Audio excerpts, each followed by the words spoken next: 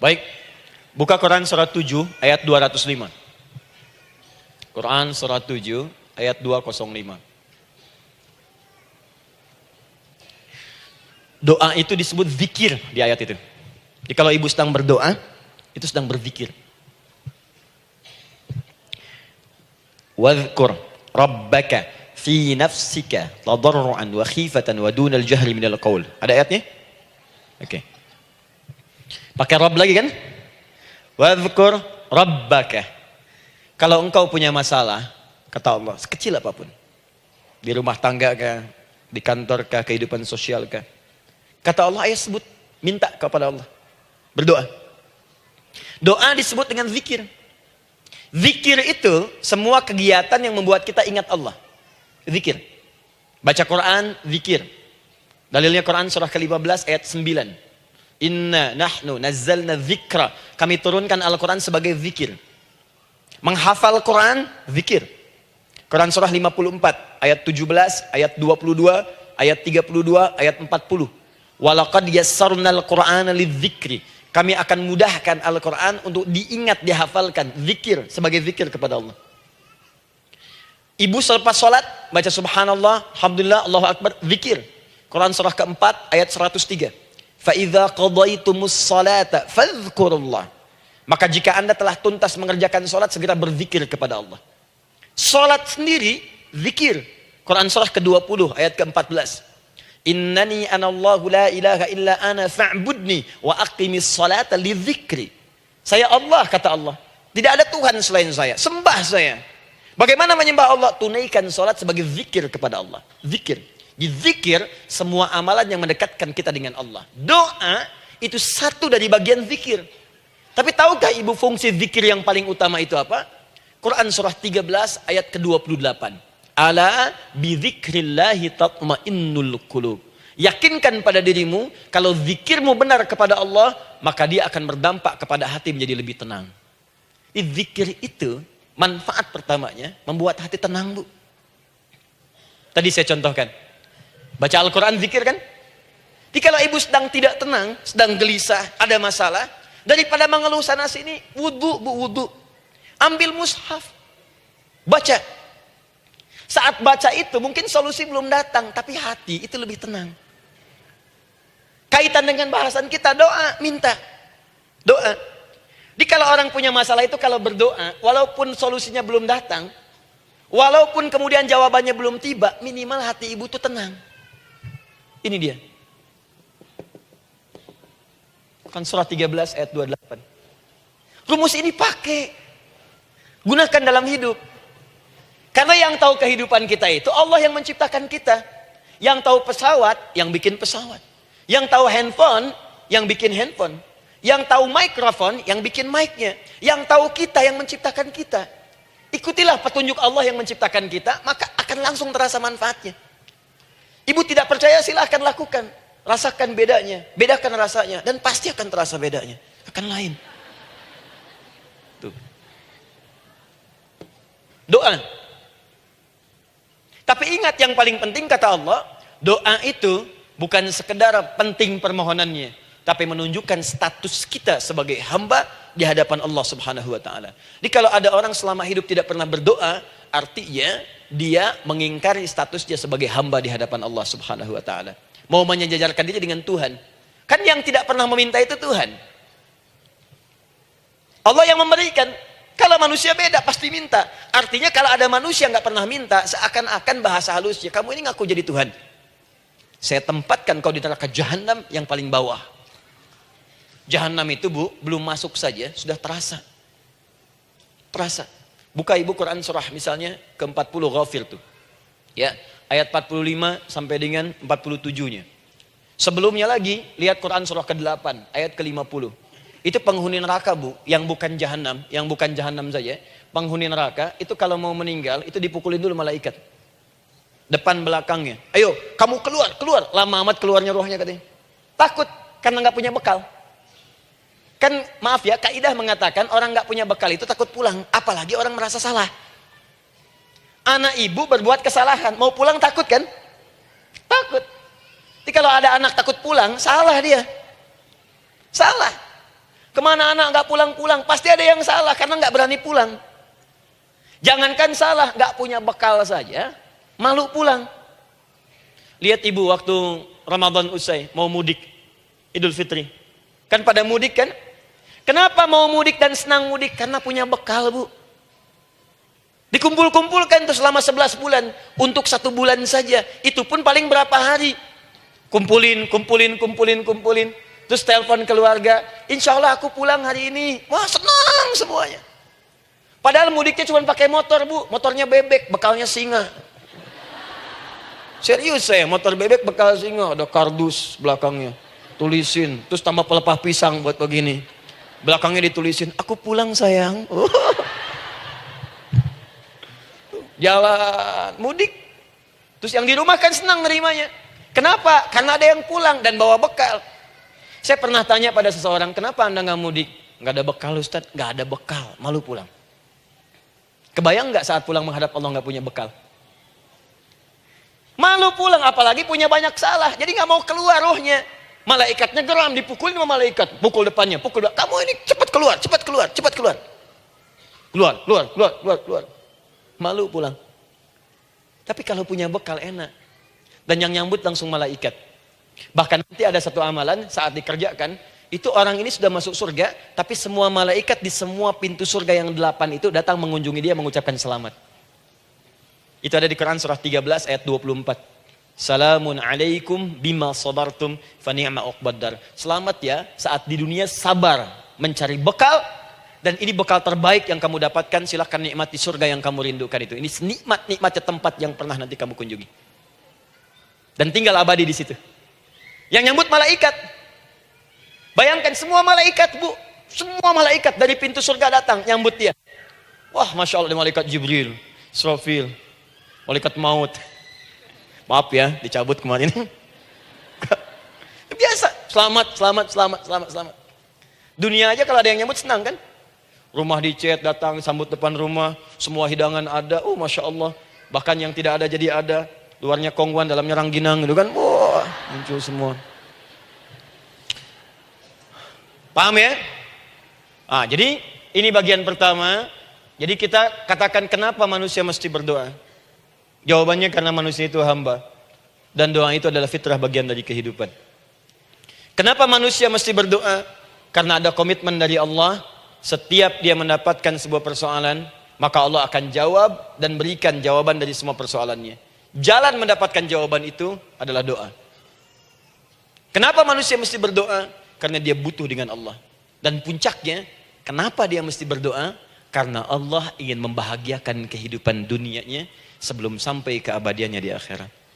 Jadi ketika kita berdoa, sebetulnya kebaikan untuk kita karena Allah ingin kita bahagia.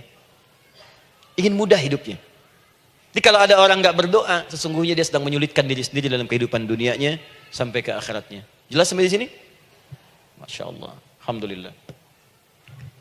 Baik, kalau sudah paham, saya hapus ini, kita masuk bagian yang kedua.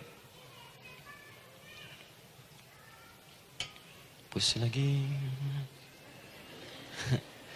Sab Muslimah edisi ke-15. 15 kali datang sendiri, ngulangin sendiri, nulis sendiri, ngapus sendiri. Masya Allah. Tinggal lihat, catat, masuk surga. Masya Allah. Alhamdulillah. Baik. Baik. Sudah? Alhamdulillah. Saya ingin setiap pembahasan kita dipahami ya. Saya tidak menyukai kalau datang melihat tapi nggak paham gitu. Ya, dengar tapi nggak paham. Saya tidak ingin satupun keluar dari sini kecuali paham. Ya. Ibu paham? Paham Ustaz. Pada pamit ya, silahkan. Apa yang ibu pahami? Doa. Ya. Dah. Nah, sekarang masuk bagian kedua. Bismillah. Kalau sudah mengerti yang tadi, persoalannya adalah bagaimana cara kita memohon kepada Allah. Itu dia. Bagaimana cara kita meminta? Kata Allah, kamu kalau punya masalah, minta. Ya Allah, caranya bagaimana? Karena sesuatu yang dikerjakan tanpa ilmu, dan tidak tahu caranya, itu bisa keliru. Hidup itu menyembah Allah tidak cukup dengan iman, Bu. Mesti pakai ilmu. Iman saja sekalipun kuat tanpa ilmu, itu bisa salah. Kuat ingin mendekat kepada Allah. Ya Allah, aku ingin ibadah, kuat. Saya punya kawan dulu di pesantren. Tahun kedua, dia sudah berubah. Ya, tadinya orang tuanya melihat anaknya, Masya Allah, tiba-tiba ada perubahan, senang ibadah, Bu. Malam-malam dia bangun, ini kisah nyata, saya alami sendiri. Masya Allah, saya senang sekali. Kita saling doakan, dia bangun malam tahajud. Bangun jam 2, Anda bayangkan. Yang sebelumnya menjelang subuh atau apa. Ini malam Jumat lagi, malam libur. Malam libur biasanya santri itu kebanyakan ada yang keluar, ada yang main, ada yang macam-macam. Ini dia malam tahajud. Jam 2 bangun. Saya bahagia sekali. Udah bangun, sholat, selesai. Cuman pas waktu mau subuh, kok saya lihat tidur. Saya bangunkan kan. Fulan, bangun. Oh iya, katanya. Iya, oh mungkin nanti mau nyusul. Saya pikir istirahat dulu. Saya ke masjid lah. Udah ke masjid, dah selesai. Kita diskusi di masjid, selesai. Semua pulang saya jam 7. Saya lihat masih tidur juga. Barangkali dia sudah tadi sholat mungkin di kamar, nggak sempat ke masjid karena capek. Tapi saya lihat kok posisinya nggak berubah. Di situ juga. Akhirnya setengah jam saya tunggu, saya bangunkan. Bangun. Kenapa Adi, katanya? Saya kira antum belum sholat subuh ya? Adi gimana sih? Kan udah saya jama dengan tahajud tadi. Udah saya jama dengan tahajud. Jadi memang kekuatan imannya lagi tinggi, cuman ilmunya kosong. Ini yang bahaya. Besok-besok kalau orang kayak gini sholat subuh bisa 4 rakaat. Ya. Karena itu berdoa penting, cuma kita mesti tahu caranya. Yuk kita mulai bagian pertama. Quran surah kedua ayat 186. Paling kiri sebelah bawah. Sudah? Wa idza sa'alaka 'ibadi 'anni fa inni qarib. Fokus. Kata Allah, kalau hamba-hambaku Muhammad SAW bertanya kepadamu, minta petunjuk untuk mencari-cari aku. Tuh Bu, coba lihat. Ayat doa dibuka lagi dengan kalimat hamba. Untuk menegaskan status kita. Jadi kalau ditanya, kita siapa di hadapan Allah? Makanya nggak usah sombong. Jangan sombong, karena kita cuma hamba. Karena itu ketika Korun sombong, Korun tuh manusia terkaya yang pernah hidup di bumi. Hartanya Bu, ini saya kasih bocoran sedikit, kunci berangkasnya saja, kemana-mana itu suka dibawa, dipikul paling sedikitnya 8 bodyguard, cuman bawa kunci berangkas saja begini. Di Korun pengen ngasih tahu, kalau ada yang pengen nyuri di tempat saya silahkan aja, ini aja bodyguard saya ngangkat kuncinya susah. Korun. Jadi kalau Anda tidak sekaya Korun, jangan ikutan sombong, telat. Telat, gak ada kerjaan, sudah ada yang lebih kaya. Ya. Dan apa yang terjadi? Fakhosabna, kata Allah, kami telan. Likuifasi. Telan oleh bumi semua. Dengan kekayaannya semua habis. Jadi ketika ada seseorang yang lupa dengan statusnya sebagai hamba, maka Allah akan memberikan pelajaran kepadanya untuk taubat. Kalau nggak mau taubat juga, telan habis. Untuk menunjukkan kamu tuh bukan Tuhan, saya Tuhannya. Maka jangan ikutan sombong. Kalau ada yang baru punya Ferrari, Lamborghini, Lamborghini, ya, wow, bikin rame di jalan, cuman nggak update status, kasih tahu, maaf mas, telat. Itu gambaran hidup. Dan ingat, setiap dibuka dengan kalimat permohonan, itu kalimatnya hamba. Hambaku, hambaku, hambaku. Termasuk mau minta tobat, hamba. Quran surah 39 ayat 53. Qul ya ibadiyalladzina asrafu ala anfusihim la taqnatu min rahmatillah. Katakan Muhammad pada hambaku yang merasa banyak dosa, pengen berdoa minta tobat. Kata Allah, hamba. Saya terima tobatnya, hamba. Ini ya. Ini pun adab yang pertama dari Al-Quran. Adab yang pertama, kalau kita ingin berdoa dan doa itu cepat ingin dikabulkan, maka berdoalah dengan cara menghamba di hadapan Allah Subhanahu wa ta'ala. Jangan merasa tinggi.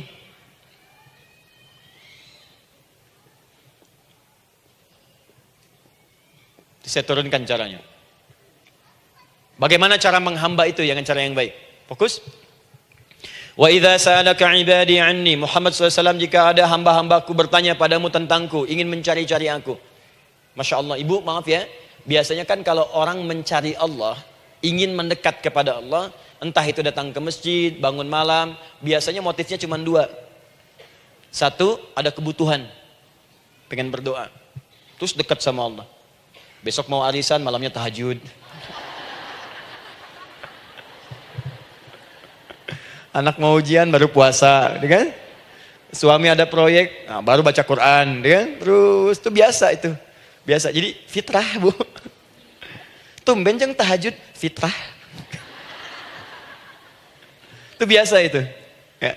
Yang kedua, taubat dari maksiat. Taubat. Seorang taubat ke masjid, bangun malam, doa, itu biasa. Jadi kalau ada seperti itu tandanya kita hamba normal manusia.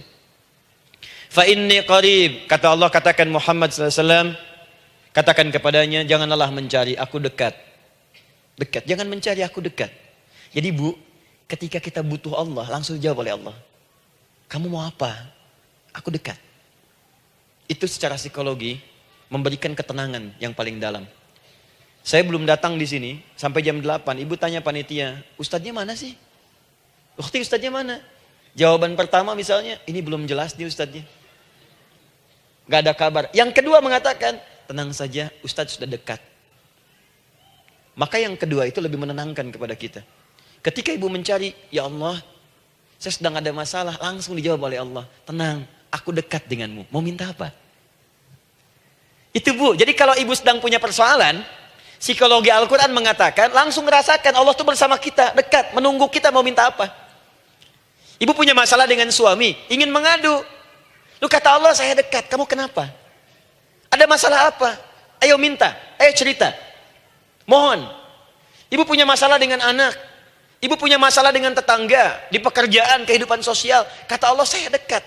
Nah perasaan itu hadirkan dalam jiwa kita. Ini sekarang jarang didapatkan. Jadi kalau ada masalah itu, hal pertama yang dilakukan itu belum ingat Allah itu masalahnya. Di kebanyakan manusia itu kalau punya masalah, selalu ingin yang pertama itu solusinya. Bukan Allahnya. Kan pemilik solusinya Allah. Jadi kalau kita ingat pada yang memiliki, maka apapun yang kita minta akan diberikan. Bahkan ada orang yang saking ingatnya dengan Allah, sebelum minta sudah dikabulkan. Itu yang dahsyat. Nah, sekarang setelah kita paham tentang kedekatan ini, kemudian kita praktekkan. Jadi bu, ya maaf ya, ketika ibu punya masalah apapun, yang pertama diingat Allah. Allah, engkau telah berjanji, engkau pasti akan tepati. Ya Allah, sekarang aku ada persoalan. Nah, sekarang teruskan ayatnya. Ujibu da'watad da'i idza da'an. Ujiba.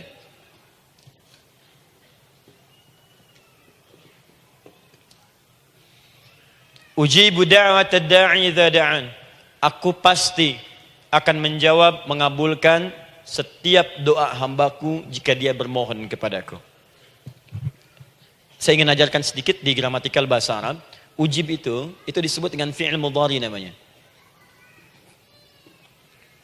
Saya kasih rumus cepat bu ya. Insya Allah kalau ibu fokus dengan rumus ini, ibu nanti bisa memahami Al-Quran dengan baik.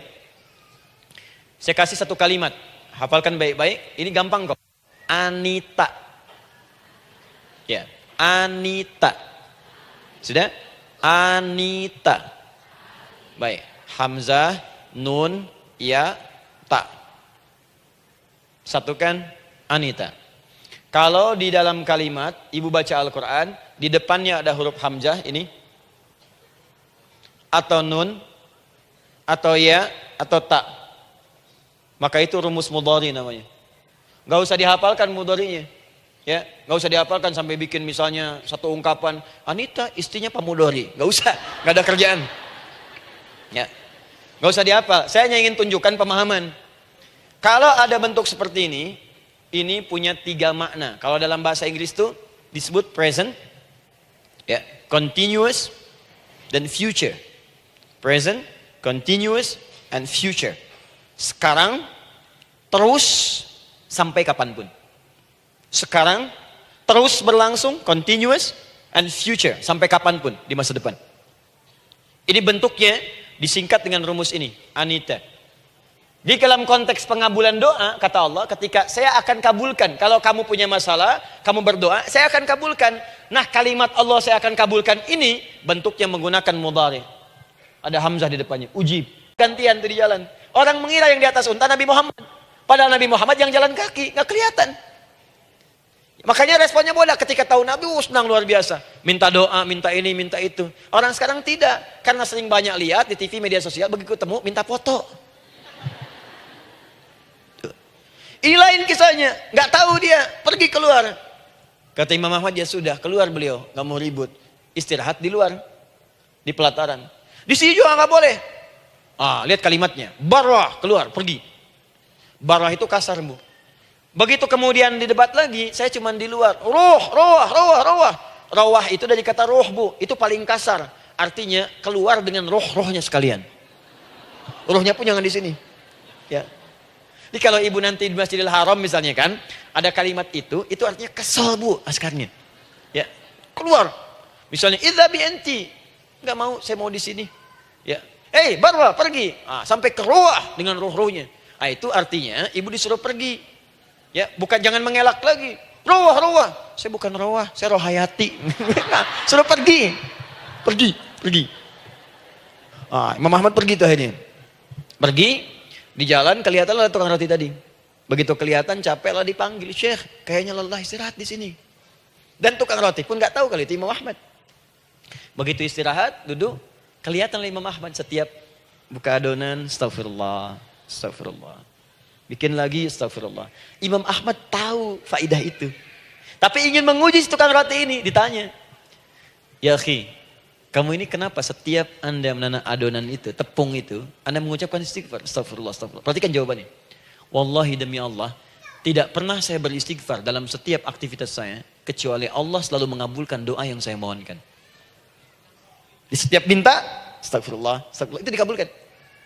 Cuman satu yang sampai sekarang belum terkabul. Apa itu kata Imam Ahmad? Saya ini selalu bermohon kepada Allah, ya Allah, mohon sebelum saya wafat atau setelah ia wafat, pertemukan saya ya Allah dengan Imam Ahmad bin Hambal. Sebelum saya yang wafat atau Imam Ahmad. Kata Imam Ahmad, astagfirullah. Allahu Akbar. Itu mungkin yang memperjalankan saya kemari. Tiba-tiba pengen ke sini, sampai diusir keluar dari rumah Allah dari masjid, sampai di sini karena istighfar Anda. Sayalah Imam Ahmad bin Hambal. Astagfirullah. Imam Ahmad ke situ datang. Tolong jangan lakukan pada saya. Salah di hidayat ya Allah. Astagfirullah. Saya jawab lagi dari sana. La haula wala quwata illa billah. Ini istighfar. Nah, kapan istighfar yang baik? Istighfar yang baik dilakukan setelah tahajud sebelum fajar. Saya ulang ya.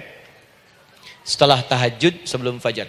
Dalilnya Quran surah ke-51 ayat 18. Baca dari ayat 15 sampai 18-nya. Jadi ibu kalau mau seperti itu, rajin tahajud dulu, Bu. Tahajud. Setelah itu biasakan istighfar. Itu latihan dulu, itu baru latihan.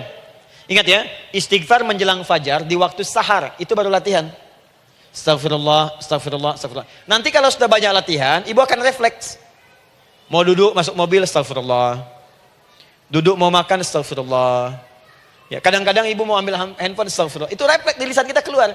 Ahli istighfar itu nggak direncanakan keluar di lisannya. Astagfirullah. Kalau sudah seperti itu, berbahagialah. Karena apapun kadang ibu inginkan, sepanjang itu ibu butuhkan, seketika dikabulkan. Ya. Yang ketiga, yang terakhir. Sudah 9:45, boleh sedikit? Ya, yang terakhir ya, terakhir. Jangan khawatir, setelah ini selesai. Jangan khawatir. Yang ketiga, ini amalan yang paling dahsyat. Jadi yang pertama minta dikabulkan. Yang kedua baru istighfar dikabulkan. Yang ketiga nggak ngapa-ngapain dijawab. Artinya baru terbersit, ada keinginan jawab seketika. Amalan yang ketiga ini adalah amalan yang dikerjakan karena cinta kepada Allah Subhanahu wa taala. Mahabbatillah, kecintaan kepada Allah. Amalan yang dikerjakan karena cinta kepada Allah Subhanahu wa taala. Amalannya mencintai Allah. Beda Bu. Salat dengan cinta dibandingkan dengan salat karena memenuhi kebutuhan atau kewajiban saja, itu akan lain. Ibu kalau benar-benar mencintai Allah, maka dalam salat pun persiapannya akan beda. Saya beri contoh gini ya. Dari pakaian akan lain kata Al-Quran. Quran surah 7 ayat 31. Ya bani Adam khudhu zinatakum 'inda kulli masjid. Hei anak cucu Adam, kalau ada panggilan dari masjid, kenakan pakaian terindahmu. Di orang-orang yang mencintai Allah saat akan sholat, dia akan perhatikan dari pakaiannya. Jauhkan dari yang haram. Terus cari yang paling baik yang dia kenakan. Gak akan sembarangan. Kalau ibu pakai mukena juga cari mukena yang paling indah. Bukan karena pengen dilihat orang. Karena ingin Allah menyaksikan sholat ibu dalam keadaan yang sempurna. Wudu. Wudu itu hati-hati gitu. Quran surah ke-5 ayat ke-6. Ya ayyuhalladzina amanu idza qumtum ila shalah faghsilu wujuhakum wa aydiyakum ilal marafiq wamsahu bi ru'usikum wa arjulakum ilal ka'bain. Jika ada orang beriman mencintai Allah, mau salat dia mau wudu, wudunya enggak akan sembarangan, Bu. Cuman basuh. Ya, bagian kepala juga harusnya kepala, dia rambut, takut selesai. Sampai ke kaki cuma disodorkan di keran, beres. Itu sih anak kecil juga bisa. Orang ini lain. Dia akan pelan-pelan dilihat secara sempurna. Hati-hati, kerjakan karena Allah, karena ingin baik. Kalau orang sholat hanya kebutuhan saja, maka yang penting dia takbir sampai salam selesai. Tapi ini tidak, dia akan pelajari bagaimana Nabi mengajarkan sholat yang benar. Bagaimana bacaan saya benar. Dia belajar ngaji supaya benar bacaan Fatihahnya. Dia belajar dengan baik supaya khusyuk di dalam sholatnya. Dia pahami satu-satu. Apa artinya Allahu Akbar, apa artinya Subhana Rabbiyal Azim, apa artinya Subhana Rabbiyal A'la, apa artinya Sami Allahu liman hamidah. Dipahami. Di begitu dia sholat dan baru takbir sudah paham isinya. Jika ada orang seperti ini, dia mengerjakan apa yang Allah perintahkan karena cinta dengan Allah. Dia berzakat karena ingin mencintai Allah. Dia berinfak karena cinta dengan Allah, bukan karena uangnya. Pokoknya kalau orang cinta itu, Bu, setiap pecinta dia akan memberikan apapun pada yang dicintai. Walaupun tadi minta. Dan pecinta itu sifatnya, kalau yang dicintainya senang sesuatu, akan otomatis ikut senang. Ibu misalnya senang ya dengan pasangan sebelum menikah.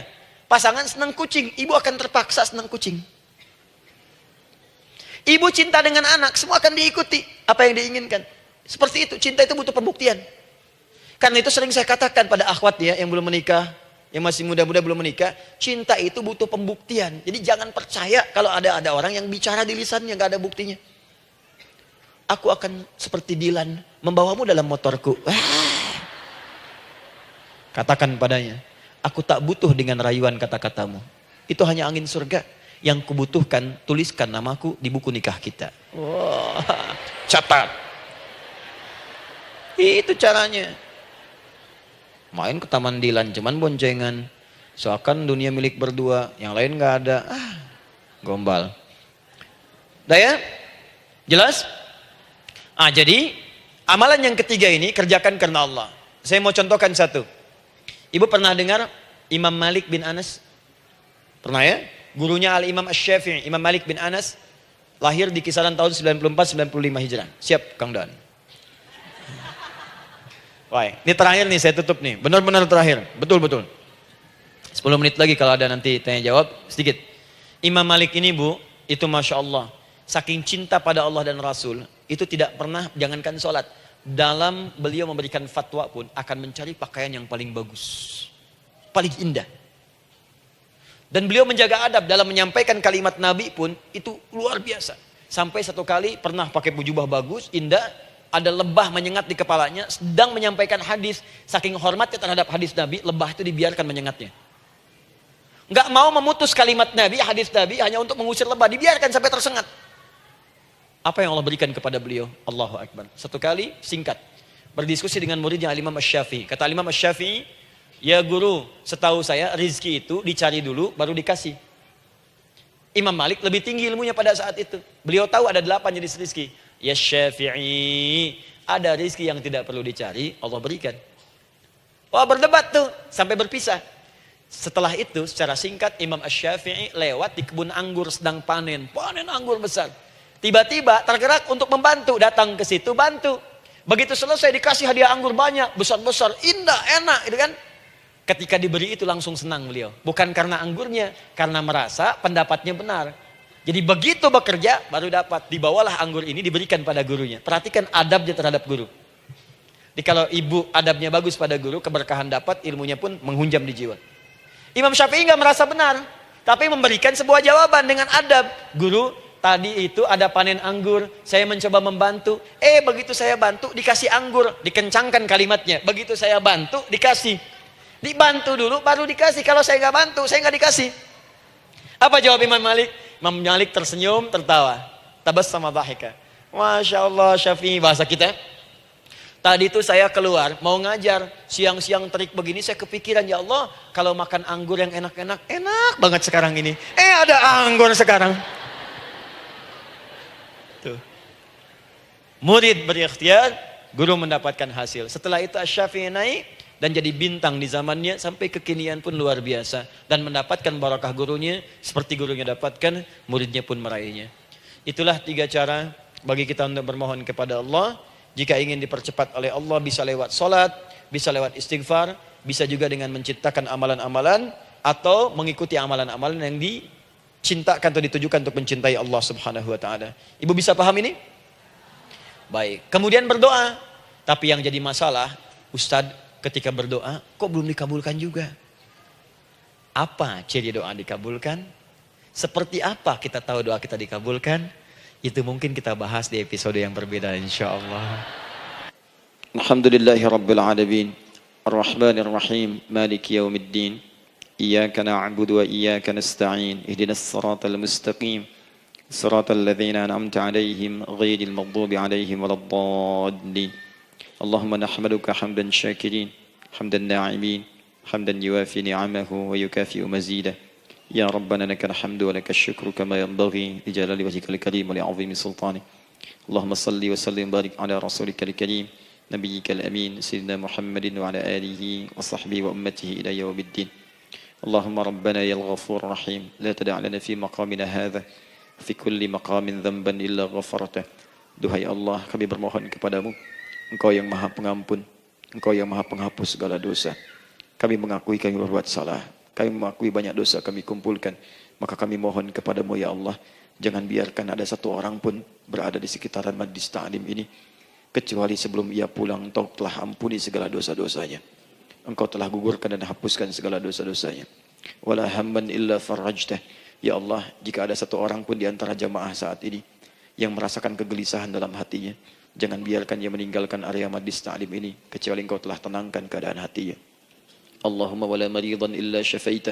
Jika ada di antara kami yang tengah Engkau uji dengan penyakit seberat apapun, maka mohon angkat dan sembuhkan segala penyakitnya. Allahumma wala dainan illa qadaitah. Ya Allah, jika ada di antara kami yang berat hidupnya karena lilitan utang piutang, terjebak riba dan sejenisnya, maka mohon ya Allah dengan keikhlasan amalannya, mohon angkat dan berikan rizki terlimpah kepada yang untuk melunasi utang-utang dan terbebas dari lilitan riba dan semacamnya. Allahumma ya arhamar rahimin. Allahumma tubna ilaika min kullil ma'asi. Ya Allah, kami ingin memperbaiki diri kami. Kami bertobat dari segala maksiat yang pernah kami kerjakan. Allahumma asli ahwalana ma yuqarribuna ila ridhak. Ya Allah, kami bermohon kepadamu, mulai hari ini, mohon bimbing kami untuk memperbaiki diri, supaya kami bisa lebih dekat denganmu ya Allah. Allahumma asli azwajana. Ya Allah, kami mohon sayangi dan perbaiki ya Allah akhlak suami-suami kami. Ya Allah, mohon bimbing suami-suami kami jadi suami yang baik, membimbing keluarga menjadi keluarga yang saleh. Allahumma ya Allah, Allahumma arsyad wa aslih ya Allah azwajana, zawjatina. Ya Allah, demikian dengan istri-istri kami ya Allah. Jadikan mereka perempuan-perempuan yang salihah, bimbing menjadi ibu-ibu yang baik. Allahumma abnana, auladana, dzurriyyatina. Allahumma aslih lahum ya arhamar rahimin liyakunu salihin, liyakunu su'ada fid dunya wal akhirah. Ya Allah, anak-anak kami, cucu-cucu kami khawatir berpisah dengan mereka di akhirat nanti. Kami mohon ya Allah, jika memang ada maksiat yang mereka kerjakan karena dosa-dosa kami mohon ampun ya Allah. Perbaiki anak-anak kami, bimbing cucu-cucu kami ya Allah. Jadikan mereka anak-anak saleh, anak-anak yang bisa memberikan mahkota kepada kami di akhirat ya arhamar rahimin. Kami malu dengan anak orang lain yang telah hafal Al-Quran. Kami malu dengan anak orang lain yang telah mampu tahajud. Kami malu dengan anak orang lain yang telah bisa membaca Al-Quran dengan baik. Sedangkan anak kami masih sibuk dengan dunia ya Allah. Kami takut bila wafat tidak bisa memberikan petunjuk kepada mereka dengan izin-Mu. Allahumma ya arhamar rahimin. Allahumma idza kana hunalika baqiyati ayyamina faj'al baqiyata ayyamina ya Allah hayatan thayyibah. Duhai Allah, kami bermohon kepadamu, jika memang terbentang masa kehidupan bagi kami, sampai dengan hari esok. Maka mohon jadikan sisa-sisa hidup kami lebih baik daripada hari-hari yang sebelumnya. Wa idza kana hadzal yaum min akhir ayyamina faj'al ya Allah hadzal yaum husnal khatimah. Ya Allah, kami mohon jika memang hari ini adalah hari terakhir kami hidup dan harus kembali kepadamu untuk wafat, mohon jadikan di hari ini kami husnul khatimah. Allahumma qawwi lisanana ila kulli kalimat at-tauhid la ilaha illallah Muhammadur Rasulullah. Ya Allah, kami mohon jika kelak kami akan wafat, ringankan lisan kami untuk mengucapkan kalimat tauhid la ilaha illallah Muhammadur Rasulullah.